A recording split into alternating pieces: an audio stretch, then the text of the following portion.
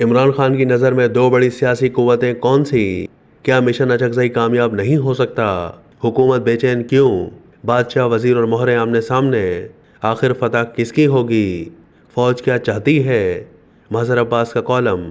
बानी तहरीक इंसाफ इमरान खान फौज से मुज़ाकरात चाहते हैं। वो मुकम्मल तौर पर यकीन रखते हैं कि उनकी पार्टी को अगर रिलीफ मिल सकता है तो सिर्फ वहीं से।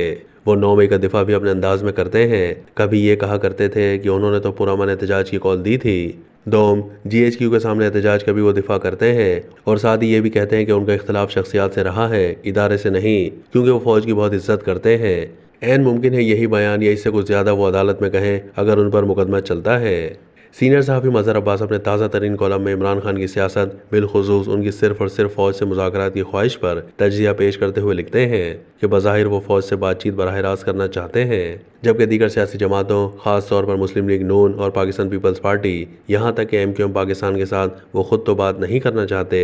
तहम उन्होंने यह टास्क अपने कल के मुखालिफ और आज के इत्तेहादी पश्तूनख्वा मिली अवामी पार्टी के सरबराह महमूद खान अचकज़ई को सौंप दिया है। इमरान खान ये समझ रहे हैं कि अगर फ़ौज से उनकी बातचीत शुरू होती है तो उन्हें फिर सियासी जमातों से मुज़ाकरात की ज़रूरत नहीं पड़ेगी। दरअसल अडियाला जेल से साल मुकम्मल करने वाले कैदी नंबर 804 अपने तय इस नतीजे पर पहुंच चुके हैं कि इस वक्त मुल्क में दो ही सियासी कुव्वतें हैं, PTI और फौज। ऐसे में अचकज़ई साहब की कामयाबी के इम्कानात बहुत मादूम हैं और नज़र नहीं आ रहा कि बानी PTI के इस रवैये के बाद मिशन अचकज़ई कामयाब हो सकता है। मजहर अब्बास ने यह सवाल उठाया कि फ़ौज क्या चाहती है। वो लिखते हैं कि अब तक उनके और इमरान खान के दरमियान सिर्फ 9 मई ही नहीं है, बल्कि एतमाद साजी का भी शदीद फुकदान है। और उन्होंने चंद महीने पहले भी और हाल में भी ये बात वाज़ेह कर दी थी कि फ़ौज का सियासत से कोई ताल्लुक नहीं है और सियासतदान अपने मामलात आपस में बातचीत के ज़रिए हल करें। यह बड़ा वाज़ेह मौक़िफ़ चंद महीने पहले सामने आया जब DG ISPR ने प्रेस कॉन्फ्रेंस में एक सवाल के जवाब में दो टोक अंदाज में कहा कि फ़ौज को सियासत में ना घसीटा जाए।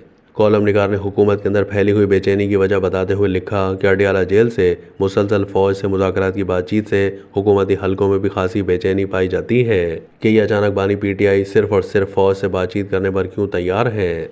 मौजूदा हुकूमत की साख जो 8 फरवरी के बाद ही सवालिया निशान रही है, ख़ास तौर पर मुस्लिम लीग नून और वज़ीर आज़म शहबाज शरीफ मुसलसल PTI और बानी PTI इमरान खान को 9 मई के हवाले से ख़ास तौर पर शदीद तनकीद का निशाना बनाते हैं। मजहर अब्बास मुल्क के मौजूदा बहरान पर तजिया पेश करते हुए मजीद लिखते हैं कि सांप सीढ़ी के इस खेल में आखिर फतह किसकी होगी कहना मुश्किल है। तहम PTI की सारी नज़रें और उम्मीदें सुप्रीम कोर्ट से हैं।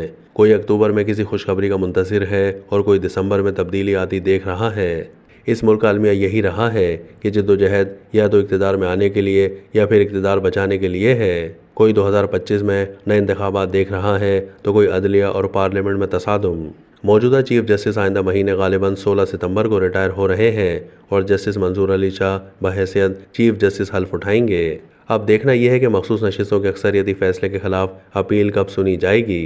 अभी तो सिर्फ 2 जजों का इख्तलाफी नोट आया है, इंतज़ार है मज़ीद जजों के फैसले का, क्योंकि बहरहाल अपील पर फैसला ही सियासत को एक नया रुख दे सकता है। जस्टिस काजी फाइज ईसा से PTI का इख्तलाफ अपनी जगह, मगर वो एक बेहतर रिवायत छोड़कर जा रहे हैं। अपने यानी चीफ जस्टिस के खुद नोटिस को सरेंडर करना और मखसूस नशिस्तों के मामले को भी फुल कोर्ट का सुनना इस बात की दलील है कि उन्होंने जस्टिस बंदियाल की अदलिया की तरह सिर्फ मखसूस बेंच वाला मामला नहीं होने दिया। मजहर अब्बास ने लिखा कि $1 मिलियन। सवाल यह है कि अगर 9 मई पर गैर मशरूत माफ़ी नहीं मांगी जाती और इमरान खान पर मुकदमा चलता है तो मामलात कहाँ तक जाएंगे।